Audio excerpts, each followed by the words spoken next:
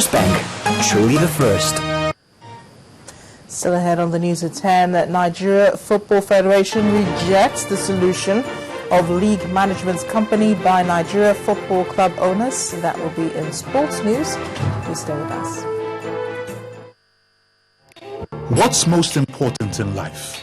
Happiness, love, joy, and of course, family. These are worth protecting, and that's why I'm here. My name is Joshua. I am the man with the plan to safeguard you and your family. For life assurance plans with living benefits, call me today.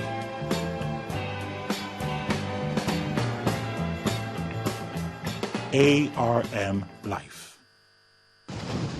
When hyperacidity threatens to turn your stomach into a raging volcano, reach for Rulux. Rulux Antacid Anti-Flatulence Suspension contains fast and effective ingredients to combat indigestion, heartburn, stomach gas caused by hyperacidity, giving you fast and effective relief. Rulux Antacid Anti-Flatulence Suspension. Rulux, a quality product of SKG Pharma Limited. If symptoms persist after 3 days, see your doctor. Nivea Nourishing Body Lotion. Its effective formula with Hydro IQ gives your skin deep and long-lasting nourishment for skin that stays moisturized all day long. Look great, feel great, with deeply nourished skin. Nourishing Body Lotion from Nivea. Great skin care wears a new look with the same trusted Nivea formulas. Let me tell you about this fantastic new discovery. No, not this, guys. It's olx.com.ng. Now decide with thousands of buyers. They meet better sellers for better deals. Sure. Oh, now for your mobile phone or computer. Just last week, I've been selling my old sound system, my generator, and my old car. Oh, now for cash. It takes just 3 easy steps and meet the buyer in person to complete the cash deal. olx.com.ng, where thousands of buyers meet sellers for better bargains.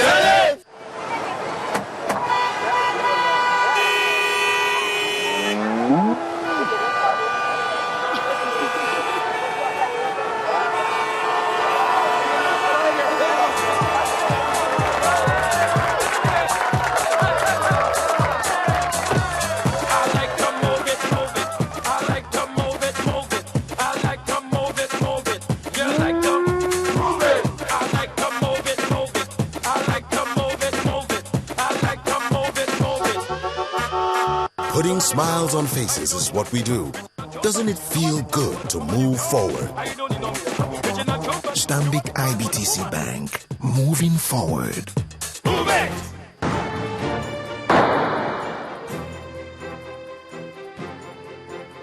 Guinness.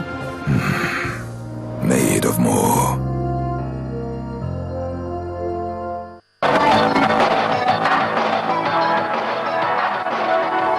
We're back in time now for sports news. Here's Charles Aruka.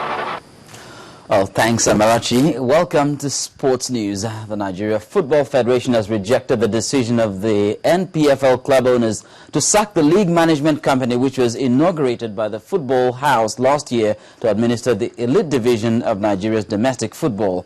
The club owners on Wednesday insisted that the dissolution is as a result of the expiration of the tenure of the LMC in line with the terms of reference given to them by the NFF. But the NFF stated emphatically that the league management company remains in place. Elsewhere, David Beckham has refused to openly criticize Sir Alex Ferguson for comments about him in Ferguson's biography. The former Manchester United manager revealed he sold Beckham to Real Madrid in 2003 because he felt the former England captain had lost his focus. Beckham finally had his chance to bite back during the launch of his own electronic book, but kept it classy. And the Commonwealth Games baton has arrived in Perth, Western Australia. The Queen's baton, which is due to be transported to Surfers Paradise on the East Coast later this week, commenced its journey around the world from Buckingham Palace in the United Kingdom on October the 9th. It was accompanied by Commonwealth Games gold medalists Eamon Sullivan, Lauren Mitchell and Alana Slater. Elsewhere, the International Olympic Committee President Thomas Bach has assured athletes that the body is committed to the protection of the environment ahead of the Sochi 2014 Winter Games. Mr. Bach, who on Wednesday opened the IOC World Conference on Sport and Environment in Sochi, allayed fears of Russian environmentalists who have repeatedly complained about damage caused to Sochi and the area around by Olympic construction. And that's it on Sports News. It's back to Amarachi for the rest of the news at 10.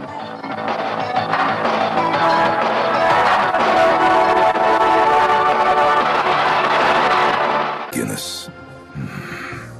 Made of more. Now, it appears industrial actions in the education sector may not be limited to the Nigerian Academic Staff Union of Universities alone. Lecturers and staff of many universities in the UK under the umbrella of universities and college unions today embarked on a one-day strike action in protest of pay cuts. In the City of London, our correspondent Doris Okenwa monitored activities in some universities and confirmed that academic activities were indeed disrupted by the strike. Posters calling for fair pay littered university buildings. Many faithfuls posed in solidarity as well to emphasize their disaffection. Lectures for Thursday cancelled. At the School of Oriental and African Studies, SUAS, as well as other universities across the country, students and lecturers seem very united in this cause. A student band rolled out what you might call the drumbeats of war.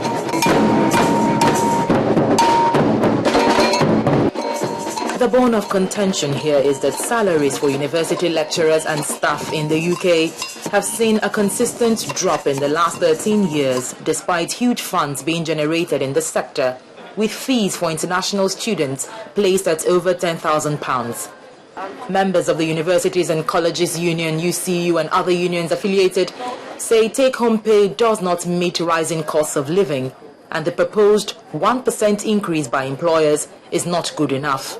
Since 2008, real salaries in the higher education sector on average have fallen by about 13%.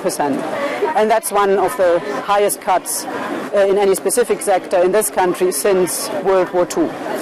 The welfare of the lecturers that provide our teaching has been severely neglected. Another angle to this strike action is the call for increased funding for universities, as austerity measures have made university education in the UK astronomical. This could lead to a decline in face-to-face learning and a rise in online degrees. So while universities overall make a surplus, many individual universities do not make a surplus, and the reason is that education is an expensive business. At the Goldsmiths University of London, the action was the same. No academic activities for Thursday. Student union groups formed picket lines in front of learning places like the library, appealing for solidarity. In the short term, I would like to see this decision revised so that there's a higher increase in pay for staff across the board, and probably an end to the use of zero-hour contracts. Of course, there were those none too pleased with having their academic table disrupted for any reason, while university employers insist the strike action has not enjoyed a widespread support.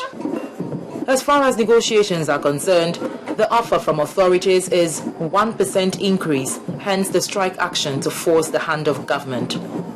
But a one-day strike pales in comparison to the Nigerian situation, where ASU continues to demand for fair pay and improved learning conditions for students. So what happens next is to see if the hand of the government will move in the favor of these demands, and what happens if it doesn't. More strikes perhaps? We'll see how it goes. Doris Okenwa, Channels Television News, London. And the main news again. The Minister of Aviation, Stella Odua, has denied claims that the NCAA purchased armored vehicles for her protection. A former Commonwealth Secretary General, Emeka Nyoko, has lent his support to the convening of a national dialogue. The Senate has asked the Inspector General of Police to investigate rape of a toddler by a police, and universities in the UK have also embarked on a strike action to protest pay cuts. That's news at 10 tonight. Thank you for watching.